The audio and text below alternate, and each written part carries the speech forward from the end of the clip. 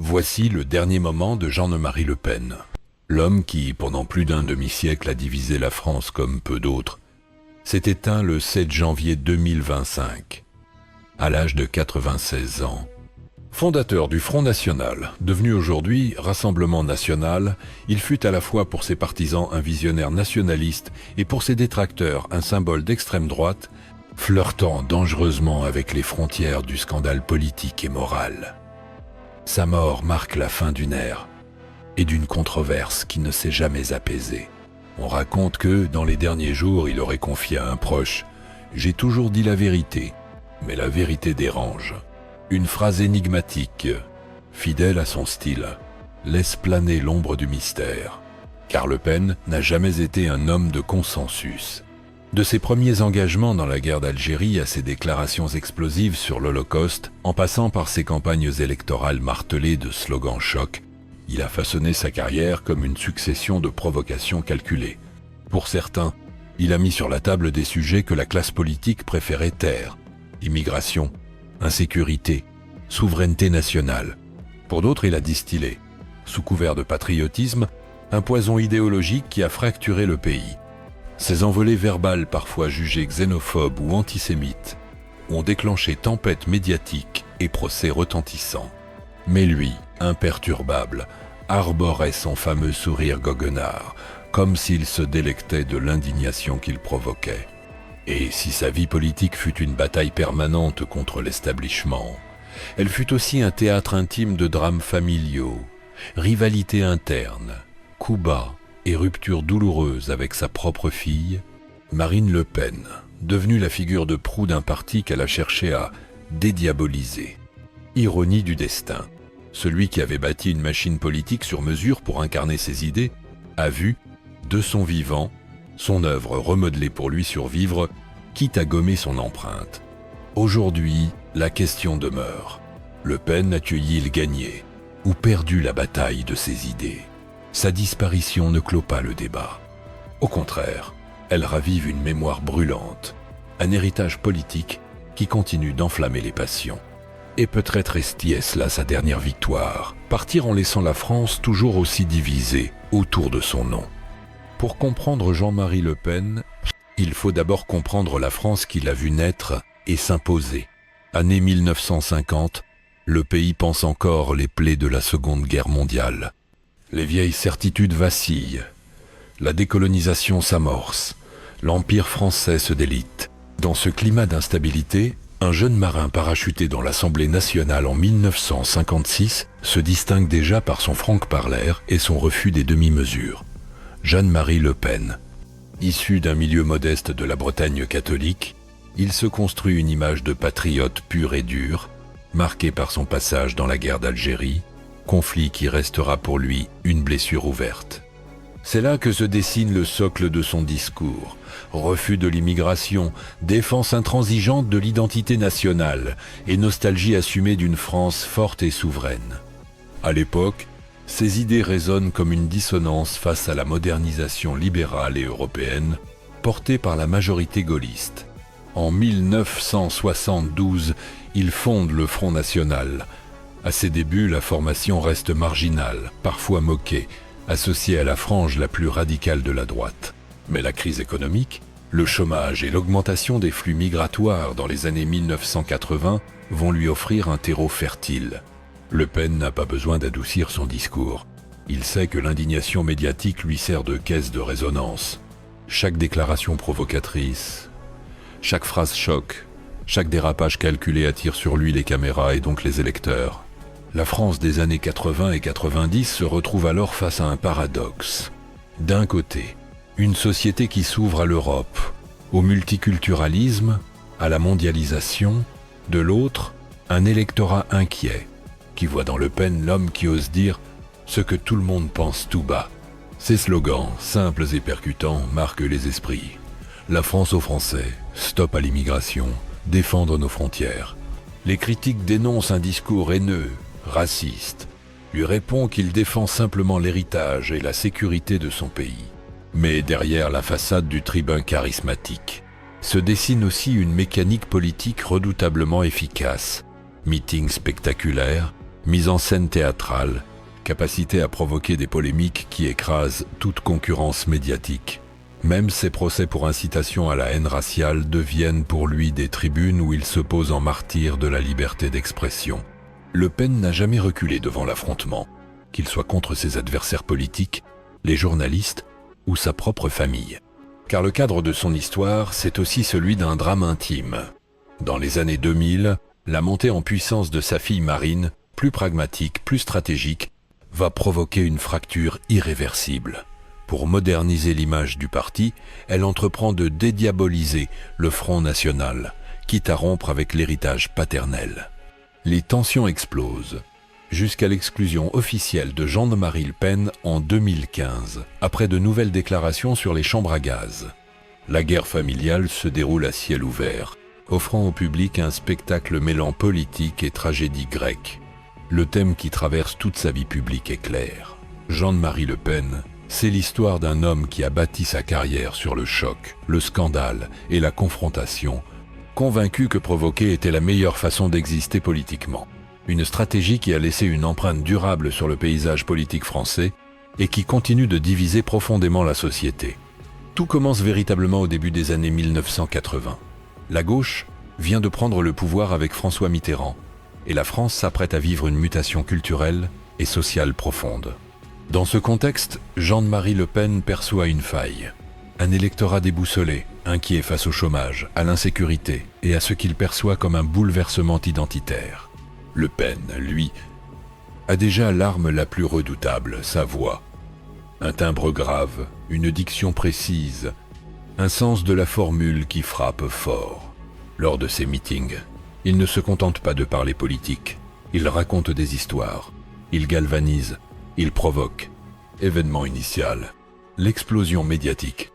En 1984, coup de tonnerre. Aux élections européennes, le Front National obtient plus de 10% des voix. Pour la première fois, Le Pen n'est plus un acteur marginal, mais un perturbateur majeur du jeu politique. Les chaînes de télévision découvrent qu'il fait de l'audience. Ces passages déclenchent polémiques et débats passionnés. En réalité, Le Pen comprend vite que chaque condamnation médiatique est un tremplin. Plus il choque, plus il existe. Développement, les scandales, comme carburant. Au fil des années, ces déclarations se succèdent, toujours calibrées pour créer le frisson.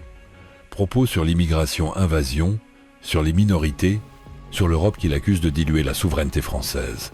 Mais la phrase qui restera comme l'une des plus sulfureuses survient en 1987. Il qualifie les chambres à gaz de détail de l'histoire. Immédiatement, c'est l'embrasement. Condamnation politique, procès, indignation internationale, mais aussi un noyau d'électeurs qui, loin de se détourner, le soutiennent encore plus, voyant en lui la victime d'un système qui chercherait à le faire taire. Conflits internes et rivalités. Dans les coulisses, la vie du parti est moins triomphale. Le Front National est miné par les rivalités de cadres, les ambitions personnelles, les luttes d'ego. Mais Le Pen règne en patriarche autoritaire. Ceux qui contestent sa ligne dure sont écartés sans pitié. Cette centralisation du pouvoir lui assure fidélité, mais prépare aussi les fractures futures. Événement inattendu, l'exploit de 2002. Personne n'y croyait vraiment. En avril 2002, contre toute attente, Jean-Marie Le Pen se hisse au second tour de l'élection présidentielle, devançant Lionel Jospin. La France bascule dans la stupeur. Des manifestations massives éclatent. Des millions de Français descendent dans la rue pour dire non au fascisme. Le Pen, lui, savoure sa revanche. Lui, l'outil démoqué pendant des décennies, est désormais au centre du pouvoir politique. Même s'il sera écrasé par Jacques Chirac au second tour, l'image est gravée dans la mémoire collective. Celle d'un pays où l'extrême droite a franchi une ligne rouge historique. Point culminant, la chute programmée. Les années suivantes marquent pourtant un lent déclin. L'âge, la lassitude, mais surtout la montée en puissance de Marine Le Pen change la donne. Plus habile à séduire de nouveaux électeurs, elle adopte un ton moins frontal, sans renoncer au thème du FN. Les tensions père-fille deviennent explosives. En 2015, après de nouvelles déclarations sur l'Holocauste, Marine tranche.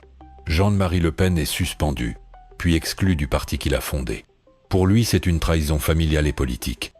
Pour elle, c'est une nécessité stratégique. Conséquence.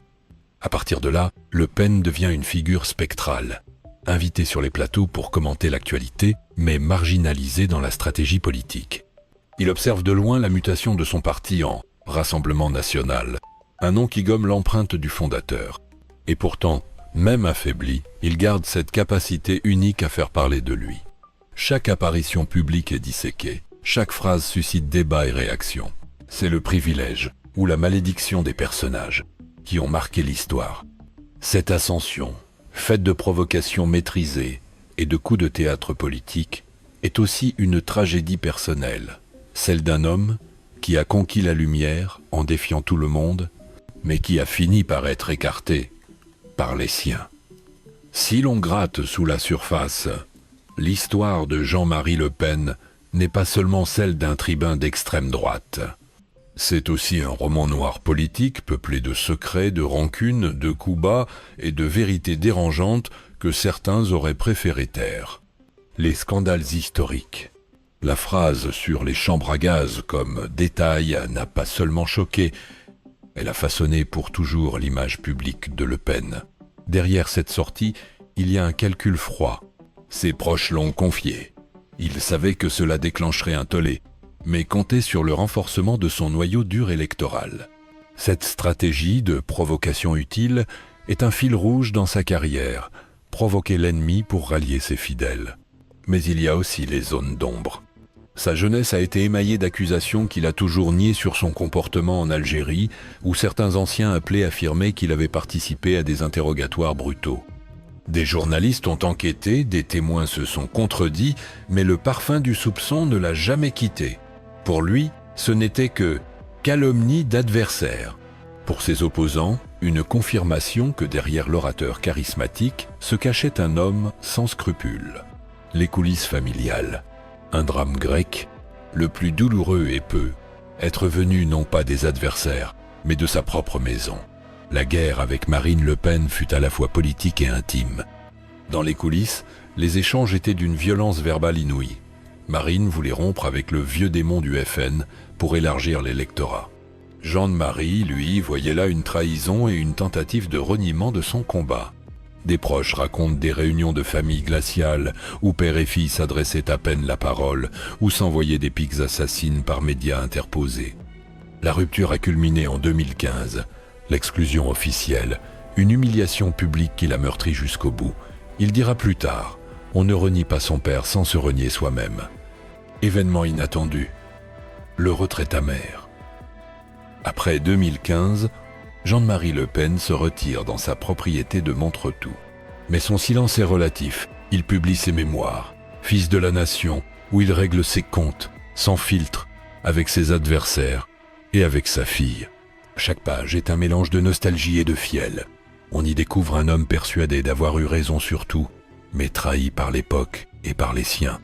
Moment en coulisses, l'homme derrière le masque. Malgré son image d'acier, Le Pen pouvait aussi se montrer charmant, presque paternaliste avec ses proches. Il aimait raconter des blagues, chanter des chansons paillardes lors des repas, réciter du poème français. Mais il ne se détachait jamais totalement de son personnage public. Même dans l'intimité, il restait Jean-Marie Le Pen, chef du Front National. Un ancien collaborateur raconte, il ne supportait pas le silence. Il fallait toujours qu'il y ait un auditoire, même de 3 personnes, pour le voir déclamer. Réaction des médias et du public. À chaque scandale, le scénario était le même. Indignation médiatique, condamnation politique, manifestation citoyenne. Et pourtant, sondage après sondage, son socle électoral résistait. Les médias, à la fois fascinés et révulsés, ne pouvaient s'empêcher de lui tendre le micro. Dans les débats télévisés, il excellait à retourner les attaques en occasion de briller. Pour ses partisans, il était l'homme qui ne se couchait pas. Pour ses ennemis, un symbole inquiétant d'une France qui refusait de regarder son histoire en face. Point culminant émotionnel. Au soir de sa vie, il confiait à un journaliste « Vous croyez que j'ai perdu ? Regardez autour de vous. Mes idées sont là. elles se sont banalisées. Cette phrase résonne comme un aveu glaçant, car si Jean-Marie Le Pen n'a jamais conquis l'Élysée, il a réussi à imposer dans le débat national des thèmes qui, jadis, le reléguaient aux marges. La vérité noire de Jean-Marie Le Pen, c'est qu'il a compris avant beaucoup que la politique moderne n'est pas qu'une affaire de programme, mais de narration, de dramaturgie, de polarisation extrême. Et sur ce terrain-là, il fut un maître jusqu'à son dernier souffle. Jean-Marie Le Pen restera sans doute comme l'un des hommes politiques les plus polarisants de la veuve République. On peut détester son discours, ses excès, ses provocations calculées, ou bien voir en lui un franche-parleur qui a mis sur la table des sujets tabous. Mais quoi qu'on pense, une chose est indéniable, il a changé le paysage politique français. Son talent d'orateur, son sens du choc médiatique et son refus obstiné du consensus ont fait de lui une figure unique. Là où d'autres naviguaient à vue, cherchant à rassembler au centre, Le Pen a creusé un sillon radical, persuadé que seule la confrontation permettait de gagner la bataille culturelle. Dans cette logique, chaque polémique était une victoire, chaque procès une tribune, chaque indignation médiatique une confirmation que son message atteignait sa cible. Et pourtant, derrière cette stratégie victorieuse à court terme, se cache une autre réalité. Jean-Marie Le Pen n'a jamais accédé au pouvoir suprême. Le système électoral, les alliances républicaines et la crainte d'une partie de la population ont constitué un mur infranchissable. Sa réussite fut surtout idéologique. Il a déplacé la frontière du discours acceptable, légitimé des thèmes naguère relégués à la marge. Aujourd'hui, certains de ces axes rhétoriques sont repris, parfois inconsciemment, par des responsables politiques bien au-delà de son camp.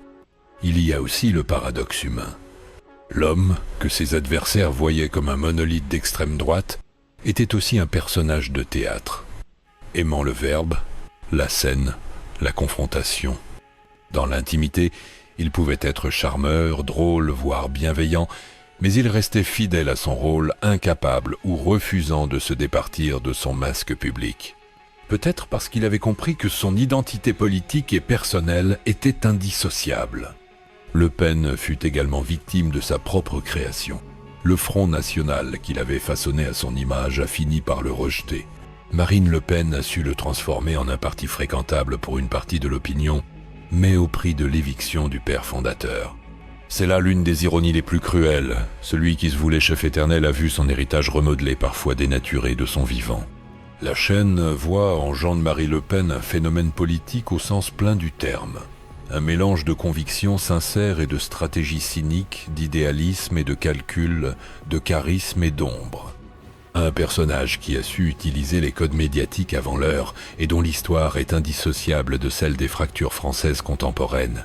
Et vous, voyez-vous en Jean-Marie Le Pen un visionnaire incompris ou l'architecte d'une division durable? Était-il un simple provocateur talentueux ou un stratège conscient d'écrire une page de l'histoire, même au prix de son propre isolement? La réponse, peut-être, se cache quelque part entre admiration et rejet. Il y a des noms qui, à eux seuls, déclenchent des souvenirs, des débats, des colères ou des sourires. Jean-Marie Le Pen est de ce yeux-là. Pendant plus d'un demi-siècle, il a traversé la vie politique française comme une tempête imprévisible, parfois redoutée, parfois admirée, jamais ignorée. On se souviendra de sa voix grave, de ses punchlines qui claquaient comme des coups de fouet, de ce sourire en coin qui semblait dire « Je sais exactement ce que je fais ». On se souviendra aussi de ses meetings bondés où il électrisait la foule, mélangeant humour et foudre, conviction et provocation pure. Ses fidèles parlaient de courage, ses adversaires de cynisme. Mais tous reconnaissaient qu'il ne laissait personne indifférent. Dans le calme de sa maison de Montretout, après sa mise à l'écart, il continuait à recevoir journalistes et visiteurs. Il aimait raconter des anecdotes, réécrire l'histoire à sa manière, évoquer la mer, la Bretagne, la guerre, ses campagnes électorales. Certains disent qu'il regrettait peu de choses.